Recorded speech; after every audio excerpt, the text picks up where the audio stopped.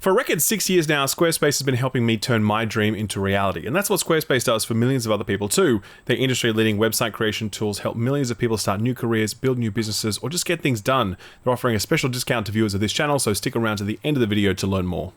Gamers, welcome back. Great to see you. A lot going on in the world right now. Not going to be too specific about what, but suffice it to say, things are happening, and hopefully you were sitting at home playing video games instead of tracking the oil futures. Then again, it's not like video games are much of a respite from price hikes. I mean, did you see the news this week? Hey, if you were thinking about grabbing a PS5 after it appears that Sony is pulling back from the whole PC thing, then I hope you came to that decision quickly, because the price of PS5s has just gone up again. Announced via the PlayStation website, all current gen PlayStation hardware is seeing a price increase of around 20% give or take, effective April 2nd, so already in effect by the time you're watching this. The base PS5 will go from $550 to $650, followed by the digital edition bumped up from $500 to $600. The PlayStation Portal was previously $200, already a somewhat steep price given that this thing is just like a PlayStation controller with a screen in the middle. Anyway, it's going to be $250 now, a $50 price increase. And if all that buzz around the new PSSR tech was tempting you towards a PlayStation 5 Pro, well, what was once $750 will now set you back a whopping $900, which equates to roughly $1,400 dues here in Australia. Absolutely insane. As for why this happened, Sony's VP of Global Marketing, Isabel Tomatis, had this to say, quote, "With continued pressure in the global economic landscape, we've made the decision to increase the price of PS5, PS5 Pro, and PlayStation Portal Remote Player globally. We know these price changes impact our community, and after careful evaluation, we found this was a necessary step to ensure we can continue delivering innovative, high-quality gaming experiences to players worldwide," end quote. I'll remind you that this is the second global price hike from Sony in just the last year. You might recall back in August of 2025, Sony had increased the price of the PS5 digital from $400 to $500. So yeah, in the US, it now actually costs 50% more than it did just a year ago. And similarly, just before that in April, Sony raised the price of some PS5 consoles and accessories in all other countries. For example, raising the cost of that same digital edition console from $680 to $750 here in Australia, now sitting at $920 Australian dollars after these recent hikes. So obviously all of this sucks, but sadly it doesn't come as too much of a surprise given the current memory shortage that's affecting a lot of companies right now. In February of this year, Sony had hinted in a financial report that memory prices could impact the price of the next PlayStation console, with Sony CFO Lin Tao saying, quote, "Due to cost increases, there will be some impact," end quote. At the time, we didn't know what that sentiment might mean for current PlayStation consoles, but now we do, I guess. Obviously, this has some short-term impacts on people's ability to buy video game consoles, but to be honest, I'm actually more concerned about the long-tail impacts of this as it relates to general purchasing habits and the sort of relationship that kids are going to have to this hobby. See, 12-year-olds aren't out there buying themselves video game consoles. They have to wait for mum or dad to do that, and mum or dad typically aren't buying these devices on launch day. They're buying them a few years into the console cycle, when prices typically reduce and compelling bundle packages are assembled by either hardware manufacturers or retailers. That's just not happening this generation. In fact, the opposite is happening. Massive price spikes that push these devices into the realm of being truly unaffordable to many people. So what are the kids gonna do instead? Go outside? Fuck that. They're gonna play Roblox and mobile games and other garbage that are all just cash shops dressed up as video games.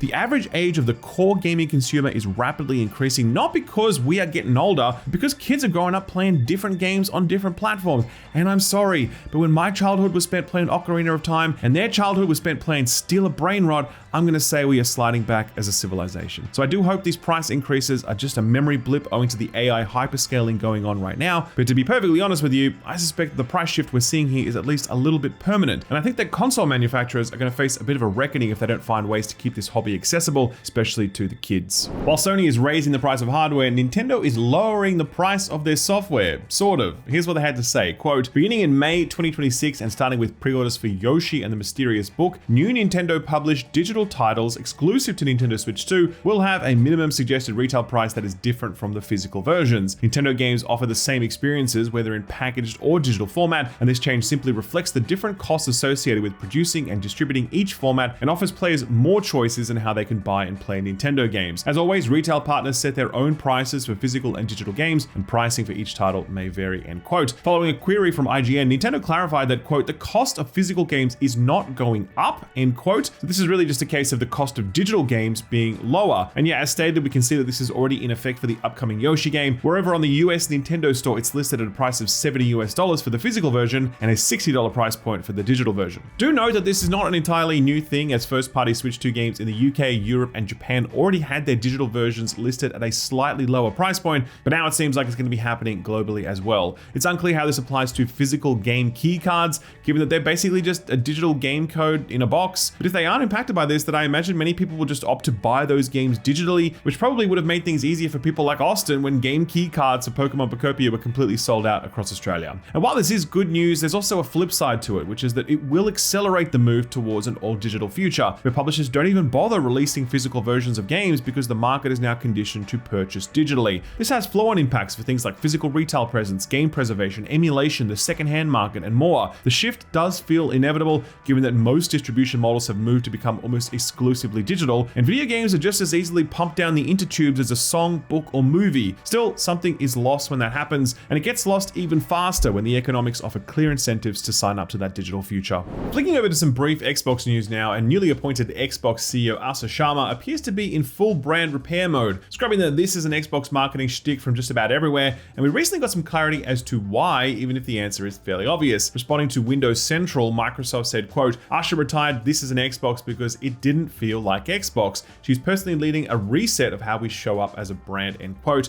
Well, to be honest, as I've said on many occasions, I don't agree with that. I think it was the perfect encapsulation of Xbox's strategy. I just mean the campaign said allow the device agnostic future that Microsoft had spent the past console generation building. So if Asha is not happy with that, then I think there's going to be a fairly seismic shift in the way Xbox builds and promotes its platform. In other news, Xbox announced via Twitter that the next Xbox showcase has been locked in for the 7th of June in LA, where it looks like we'll be getting an extended direct featuring a deep dive into Gears of War E-Day. About time, I say. It's been 2 years since that reveal trailer, and we've heard absolutely nothing about it since. Keen to see what the Coalition and People Can Fly have been cooking up with this one. It'll also be the first showcase with Sharma at the helm, so I do expect we'll hear at least a little more about her future plans for Xbox, including whether or not they're reconsidering or reinforcing their approach to exclusivity. So yeah, definitely looking forward to that. I will be there in person. That is, if Xbox lets me in the building. It really could go either way, and you know what? Fair enough. Changing tack now, let's talk about Crimson Desert. I have rolled credits on the game, by the way. My review is nearing completion, but I don't want to be coy about it. I love this stupid game, and if you want to hear me gush about it for 20 minutes, you can tune into the most recent episode of the Frames Per Second podcast. But if you'd prefer a 40-minute gushing, then the review should be out real soon. Anyway, 2 weeks after launch, and this game continues to take the world by storm despite its divisive reception from critics, as its second week saw it hit a new peak concurrent player count on Steam of over 275,000 players. According to the Crimson Desert Twitter account, the game has sold over 4 million copies now, and will apparently surpass 5 million copies soon, according to their recent shareholder meeting, as reported by Yonyap News Agency. From that meeting came several interesting comments though. On the topic of future updates, Pearl Abyss CEO Hyo Jin Young said that the game would be receiving, quote, continuous patches, end quote, and when asked about his plans for paid DLC in the future, he stated that, quote, while it's a good idea to see sales driven by expansion packs, I believe there are games that generate revenue by increasing sales of the base game as content expands.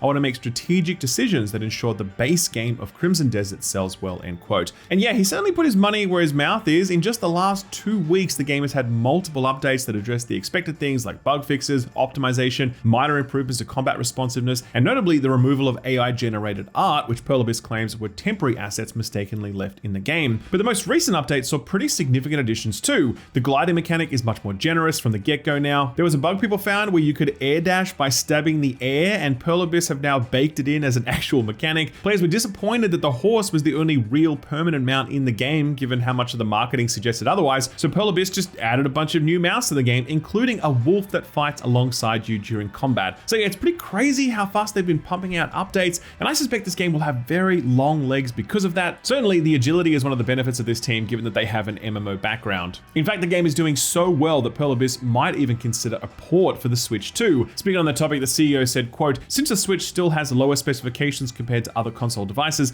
there are parts we have to give up on. Internally, we have taken an interest and started research and development, end quote. One of the main criticisms from players has been the game's narrative, and yeah, I can confirm that it is bad. When asked about this, the CEO said, quote, I sympathize to some extent with the disappointment users feel regarding the story.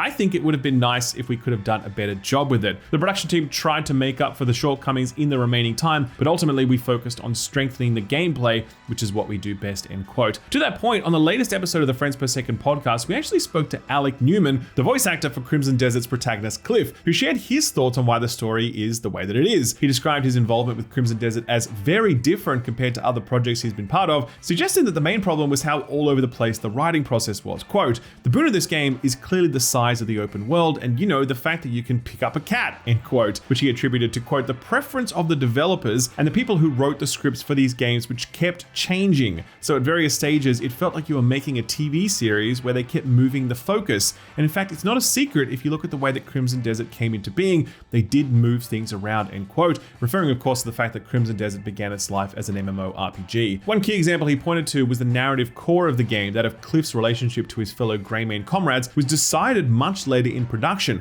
and so the team scrambled to properly write it in. Quote, "I don't want to say they started panicking, but they were like, oh yeah, we really want this, we really want Cliff to care about his comrades," and I said, well, he does, but you haven't written that monologue. So we brought it in gradually, and wherever we could, we attended to it. Wherever we were given something that could be slightly humorous, we tried to bring that out. But I'll be honest, these moments were fewer than they could have been," end quote. His comments reflect those from former Pearl Abyss developers on an anonymous social media platform known as Blind, where it was claimed that Crimson Desert had seen a disorganized development period due to internal corporate power dynamics involving regular shifts in direction. Given all this, it's kind of a miracle that Crimson Desert managed to come together as well as it did. It did seem like a game that went through a sort of development hell, but it's emerged from it as a blockbuster hit. But more importantly, it's a game that delivers that sense of freedom and exploration and adventure that few games can lay claim to. All built in a proprietary engine that looks and runs incredibly well, all while having absolutely zero in-game transactions to speak of.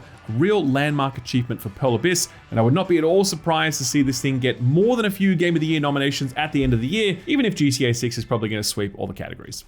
A quick lightning round to finish off, and Warhorse Studios, makers of Kingdom Come Deliverance, look to be increasing their reliance on generative AI tools in the localization process. Warhorse's former voiceover director Max Hetmanik took to Reddit this week to voice his frustrations over the fact that he'd been fired, claiming he'd been replaced with AI. Quote, "I was invited to a meeting and promptly told that in an effort to make the company more effective and save finances, as of next month, my position at the company would become obsolete in favor of using AI for all translations going forward. This came as a huge shock to me, as though the discussions about using AI for translating had frequently come up in the past, something I was always strongly and vocally against, but never to the extent that it might actually cost me my job in the future. I want you to know that the growing use of AI greatly affects people in the games industry and many others, and I thought you should know how much the company that makes the games you love value the work of their employees, not to mention the environment," end quote. We actually reached out to Warhorse directly for comment, and they responded to us saying, quote, "Warhorse Studios has always been a talent-driven studio, and we deeply value the people who shape our work. Out of respect for the privacy and dignity of both current and former colleagues, we will not discuss individual situations publicly." Now, I wish this was the only story like this week, but unfortunately it's not. In very similar news this week, it was revealed that indie darling Dave the Diver has also apparently begun using Gen AI for translations. On the 12th of March this year, an AI disclosure was added to Dave the Diver's Steam page stating, quote, "Generative AI is used only to assist with localization/translation. All localized text is reviewed and edited by the developer. No AI-generated art, audio, or in-game live generation is used." We reached out to Mint Rocket to clarify, and they too responded to us saying, quote, "We are still working with the same translation company as the base game, utilizing the same process. Dave the Diver supports many languages, 11 in total, so utilizing AI as part of the localization process allows our development teams to iterate fast. All text related to languages that our team can read fluently and make judgments on go through substantial internal review. For languages that are difficult for our internal teams to assess, such as European languages or Russian, we will verify the quality and make corrections in partnership with a professional translation agency before using them in the final result," end quote. Between this, Warhorse, and other examples, do look forward to seeing more M-dashes in your video game dialogue in the years to come. Tencent posted their full year financial results for 2025, where total revenue hit an eye-watering $108 billion US, gross profit coming in at approximately $61 billion US, and operating profit coming in at $40 billion, up 18% from a year prior. What's particularly notable though is that this international games revenue surpassed $10 billion US this year, which Nico Partners highlights as, quote, the first time that international game revenues have surpassed $10 billion for Tencent, making it larger than most Western AAA video games companies by revenue, end quote, attributing this success to Supercell's mobile titles PUBG Mobile and Genshin Impact competitor Wuthering Waves. So Tencent are riding high, but Eidos Montreal certainly aren't, because this week the studio laid off 124 workers. That's after having previously laid off 75 workers back in March of this year and 97 workers back in January the year before. Joining them is studio head David Anfossi, who is also departing the company after some 13 years in the role. The studio is co-developing Grounded 2 and the upcoming Fable game, and we're also rumored to be working on a new IP that languished in development hell for many years before eventually being cancelled. Square Enix sold the studio in a fire sale a number of years ago, and since then the studio has never regained its footing, looking less and less likely that that will ever happen now. 7 Days to Die developer The Fun Pimps, great name by the way, they've been acquired by the Dead by Daylight developer Behavior Interactive. In a statement made to 7 Days to Die's Steam page, the studio said, quote, "We will continue to lead development just as we always have, but now with Behavior's help, we'll be able to grow the team and deliver even more for the game and our community. Nothing about the heart of the game is changing. Our vision stays the same, our team stays the same, and our focus remains on the community that has carried 7 Days to Die for over a decade," end quote. Studio co-founder Richard Hunick later took to Reddit with an Ask Me Anything to echo what this acquisition means for 7 Days to Die, saying, quote, "Behavior likes our plans and wants to accelerate them, making updates happen faster with more content and on a regular cadence the community can depend on. Updates include bandits, story, quality of life, and a lot of other interesting things we've always wanted to do," end quote. Sadly, more layoff news now as Ivy Row, the developer of well-received cozy game Wonder Stop, is closing its doors. Recall this team was absolutely stacked, run by Davey Redden, co-creator of the Stanley Parable, Carla Zimonja, co-creator of Gone Home, and Daniel Rosenfield, aka C418, the original composer and sound designer of Minecraft. Yet despite its positive reception, it seems Wonder Stop sadly didn't sell enough to keep the lights on,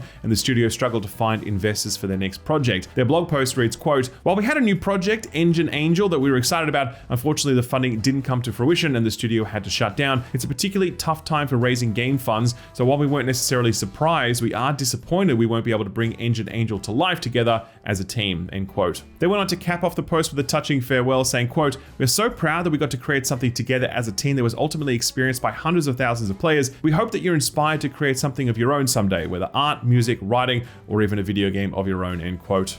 Finally, one more layoff story, and it comes courtesy of the Zuck.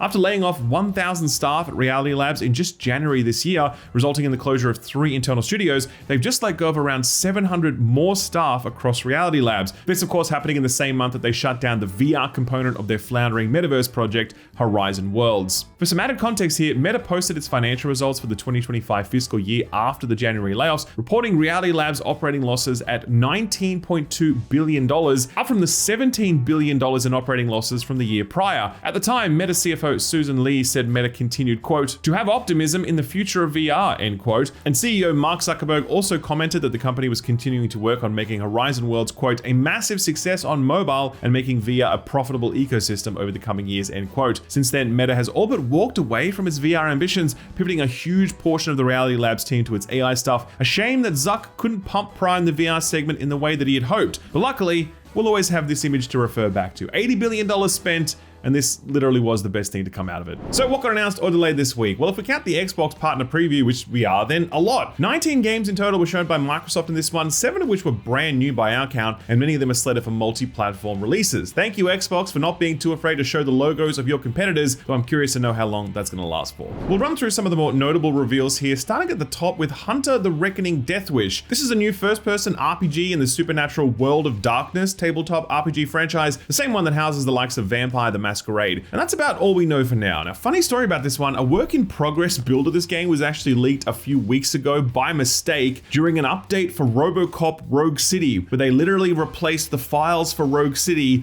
with the files for this game on Steam. It's just like, what? How does that even happen? That definitely got the fandom very excited, but what's potentially not so exciting is the fact that the game's publisher Nacon made headlines 2 weeks ago because they filed for insolvency along with a bunch of their subsidiaries, so potentially some rocky times ahead for this game's timeline. For now though, the game is slated for Q3 2027 on PC, PS5, and Xbox Series consoles. The Expanse Osiris Reborn also got a new trailer during the showcase, amping up those Mass Effect vibes big time and sharing a release window of Q2 2027, though they are running a closed beta in late April. I have really high hopes for this one as a fan of both The Expanse and Mass Effect. It's kind of a match made in heaven. PC, PS5, and Xbox Series consoles for this one as well. This next one was a big surprise. Serious Sam Shadowverse sees Devolver Digital giving the reins of Crow Team's PC shooter to Dead by Daylight developers developer Behavior Interactive to make a kind of co-op themed shooter with a multiverse twist. Looks like it could be fun. It's slated for sometime in 2026 for PC, PS5, and Xbox Series consoles. An announcement for an announcement next. The studio behind the Yakuza Like a Dragon game shared a new trailer for their next game, Stranger Than Heaven, and if you thought it wasn't going to be connected to Yakuza, then boy were you wrong. This is of course an action game revolving around Japan's underworld, but it'll take place across 5 different periods of history. The trailer also showed a glimpse of the fictionalized Kamurocho district,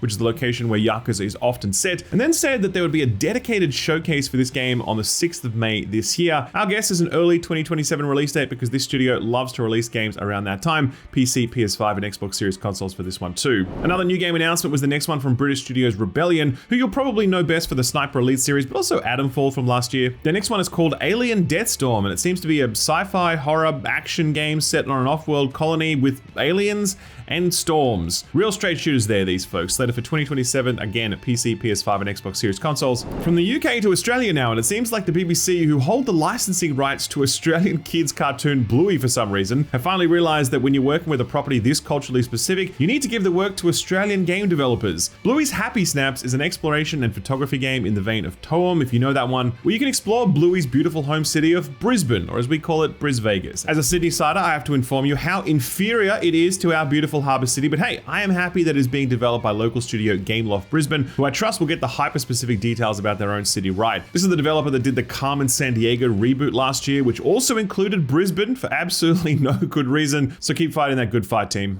A new story expansion for Stalker 2 was also announced. It's called Cost of Hope, and it'll take you into the Chernobyl power plant where all the shit went down. This one's slated for mid-2026. Might be a good time to revisit to see how far the game has come since its initial very rocky launch. Another new one now, Korean studio Iggy Mob, who worked on reviving the Gungrave series and did an okay job. They announced their next title, which is an original one called Musa Dirty Fate. This one's a third-person action game set in 17th century Korea with monsters, of course. This one also got slated for 2027 for PC, Xbox, and PS5. Another new one now, and it's kind of strategy roguelike called Vaunted. It's a spacefaring tactical game revolving around a trio of alien mercenaries, which mixes turn-based and real-time elements in a way reminiscent of Sega's strategy series Valkyria Chronicles. It's also promising to do some interesting narrative stuff with the roguelike element, as you can opt for a different character to take the lead, resulting in a different perspective on the action, which also results in different storytelling, and apparently they're all unreliable narrators. Sounds interesting, but here's the X factor. It's being designed by a guy called James Finney, whose resume includes being the lead designer on StarCraft 1, a design director on Guild Wars 2,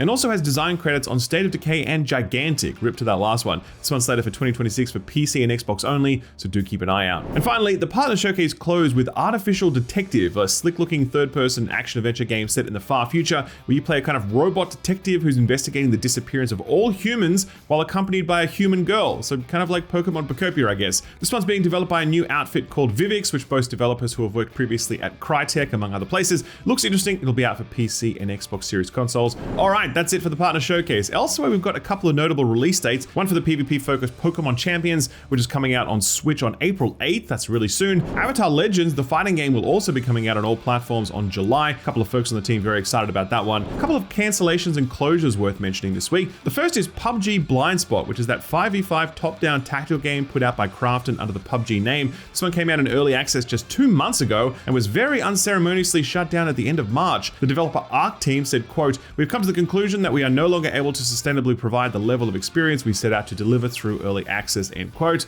And that's the end of that chapter. This next one had a slightly longer shelf life. Elder Scrolls Blades was that free-to-play spin-off from Bethesda that was kind of like a first-person swipe-based combat thing, and it had really expensive in-game transactions. After officially launching in 2020, it's now being shut down on June 30th of this year, and all the in-game stuff has been reduced to virtually nothing until then. So if you haven't played it before, then maybe now's a really good time to check it out. Enjoy yourself, because based on Todd's recent comments, this is the only Elder Scrolls you're going to get for a long while yet. So what came out last week? Well, we missed out on including Life is Strange Reunion last week because the lid was seemingly real tight on reviews for that one. 1 week later, and it's landed at a strong 83 on OpenCritic. But given this is a Life is Strange game, there are some big outliers here as well. As a reminder, this is the one that brought back the original protagonist Chloe Price, which is a big contentious move. We'll go one from both sides of the scale here. DualShockers gave it an 8.5 and said, quote, "Life is Strange Reunion feels like something I wasn't sure we'd ever actually get. A sincere, tender, and heartfelt goodbye to Max and Chloe that understands why people fell in love with them in the first place. It's far from perfect with its technical hiccups, underdeveloped sidecast, and that lingering illusion of choice holding it back from true greatness. But where it truly matters, it delivers. The mystery narrative holds its ground with a slew of twists and red herrings thrown at you. Most importantly, the emotional depth finally lands with the kind of honesty policy that the series has been chasing for a few years.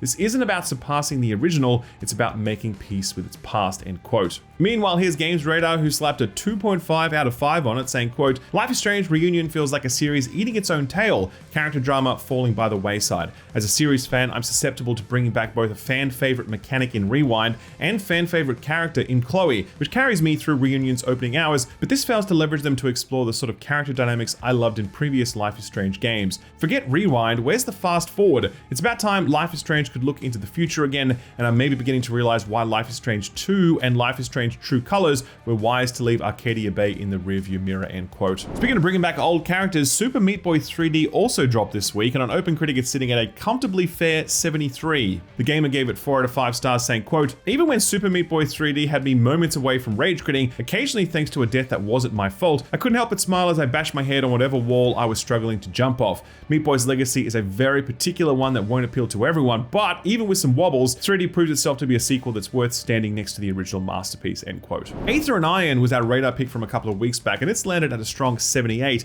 Here's Checkpoint Gaming, who gave it an 8.5, saying, quote, Aether and Iron takes immense joy messing around in the noir deco punk playground it's constructed, and that joy is often infectious. Some polished mechanical depth and omissions aside, Aether and Iron's world and characters monologue their way into my heart, and the inventive tactical car combat, charming indulgence of tropes, and overall direction make for a glamorous and gold-embellished package that deserves to have its name in lights for a time, end quote. And finally, checking in on Darwin's Paradox, the puzzle platformer about an octopus that's being published by Konami. This also landed in the strong range with a 76 on OpenCritic, and giving it 7 out of 10, GameSpot said, quote, Darwin's Paradox is short but densely packed with variety. Revolving around an octopus is a stroke of brilliance on the part of developer ZDT Studio, since it gives you a wide array of traversal options and abilities that extend naturally from what any child knows about the marine animal. Those options make the whole adventure move briskly as you rotate between different types of puzzle and platforming challenges without ever lingering on one for too long. It's a strong debut for Darwin and for ZDT, and I hope we'll see more from both of them, end quote. So what's coming out this week? Another lighter week on account of the Easter holidays in most parts of the world, but some cool games to look forward to for sure. First up, All Will Fall on April 3rd is a new one from publisher TinyBuild, which is a post-apocalyptic colony building and survival management game where you're building communities in the middle of the ocean. This one's seen quite a bit of action on Steam actually, thanks to a very popular demo,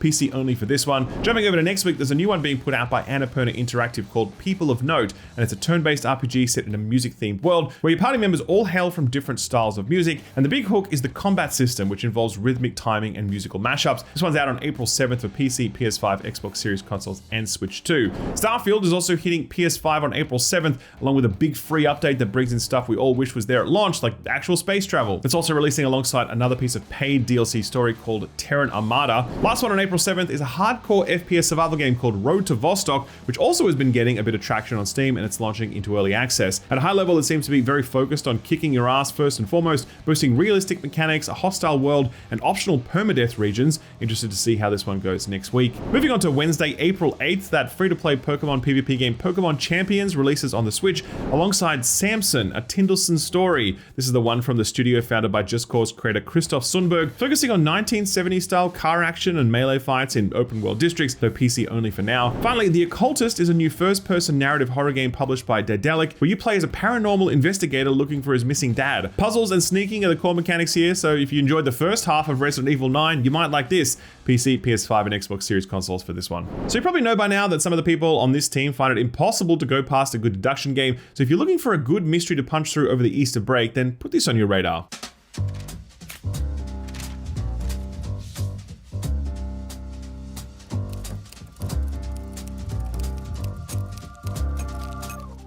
This is The Rat Line, and it's a detective game about hunting down Nazi fugitives in the 1970s. You'll examine documents and photographs for clues, pick up the phone to chase down leads and sources, and come to independent conclusions about which people to put behind bars. It's of course modeled after games like Curse of the Golden Idol, The Root Trees Are Dead, and Return to the Obra Dinn, and in fact the creators of all of those games have given The Rat Line their personal seal of approval. Having played it ourselves, it doesn't quite reach the highs of those genre leaders, but it definitely scratches the same itch if you've devoured the essentials already. Play it on a dark, rainy night for maximum vibes. If you like the look of this one, we have left a link to it over on our Steam curator page, which also has links to all of the other Put This On Your Radar stuff we've recently covered. I'll leave a link to all of that below the like button. Well, it's that time of the year again, and so our feel-good story for the week has got to be a roundup of the best April Fool's gags that the video games industry has served up. Let's start with this one from CI Games, who revealed an all-new immersion setting for Lords of the Fallen. For years, we've pursued one goal: total immersion.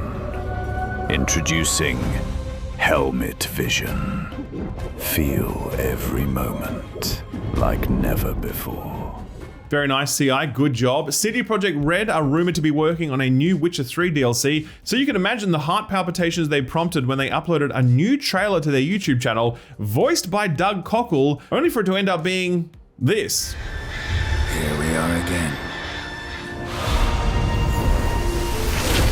Introducing Roach, the controller that is also a hobby horse.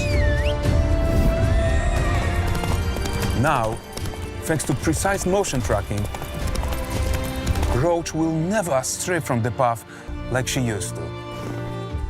Personal favorite has to be Crusader Kings developer Paradox. They were very proud to introduce some groundbreaking AI-assisted upscaling technology that they're calling CKSS. Take a look.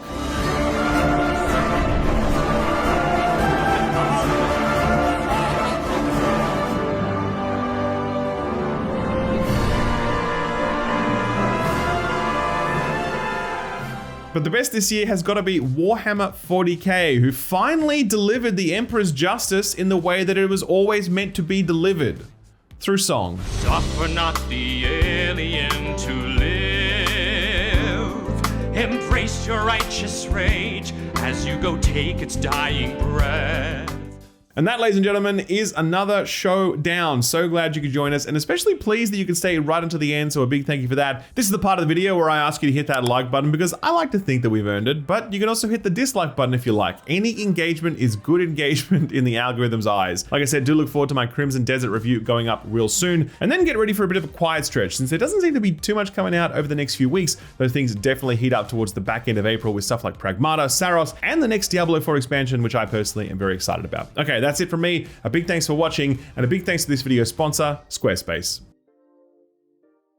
One question I often get is how to break into the world of content creation. There are a lot of ways to do it, of course: streaming, community building, YouTube, games media, many ways to cut your teeth. Obviously, my stuff eventually ends up on YouTube, but what if YouTube wasn't the right fit for you? What if you wanted to build your own independent gaming outlet or blog, allowing you to talk about games how you like, building a portfolio of work as you did so that you could one day leverage into different opportunities? Well, if you're just starting out, then can I suggest this video sponsor, Squarespace. Squarespace lets you build professional-looking websites in minutes. You just select from their extensive list of pre-built templates, customize those templates to your desire, and boom, you're in business. If you can handle formatting a Word document or a PowerPoint slide, then you are already well and truly equipped to make a fantastic looking website through Squarespace. Once it's done and your content starts going up, Squarespace has all sorts of back-end tools to help you grow your site. Detailed analytics tools showcase what your audience is clicking on, and SEO tools and social media integration make it easier for your audience to find you. Recently, Squarespace took things to a whole new level. Their all-new design intelligence framework leverages their 2 decades of experience in website creation